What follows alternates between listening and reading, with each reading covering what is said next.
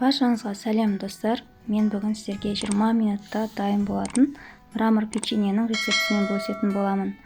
Бұл печеньенің жасау жолы өте оңай және әрі дәмді болып шығады. Балдарыңызға жасап берсеңіздер болады.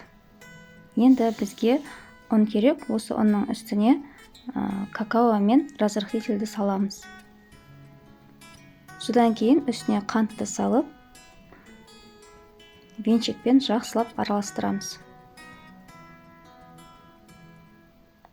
Біздің массамыз толық араласуы қажет.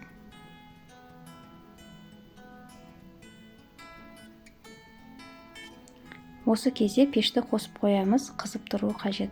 Енді осы ұнымыздың үстіне бөлме температурасында тұрған сары майды саламыз.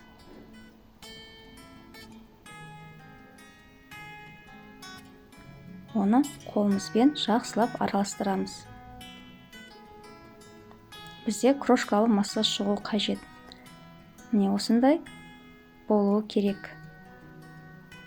Енді оны былай қарай қойып қоямыз. Алдын ала ыдысымызға 2 жұмыртқамызды саламыз.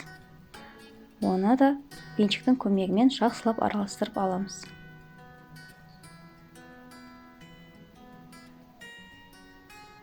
Араласқан жұмыртқамызды бағанағы ұнымыздың үстіне құямыз. Әр қарай лопаттың көмегімен араластырып аламыз. Содан кейін қолымызбен жақсылап илейміз. Біздің қамырымыз бірігуі қажет.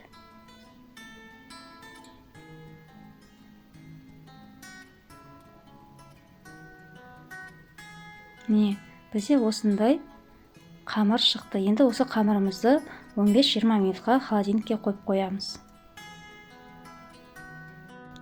Дайын болған қамырымызды домалақтап, сахарный пудраға аунатып, пергамент қағаздың үстіне қойып шығамыз. Видеода көрсетілгендей етіп жасап шығасыздар. Міне біздің печеньелеріміз дайын. Енді осыны қызып тұрған пеште 15-20 минутта пісіріп аламыз. Біздің мраморный печеньеміз дайын болды. Осындай әдемі болып шығады. Арасы жұмсақ, дәмді болады. Балаңызға қатты ұнайды деген ойдамын. Міндетті түрде жасап көріңіздер. Менімен бірге болғандарыңызға рахмет. Каналыма тіркелуді ұмытпаңыздар. Сау болыңыздар.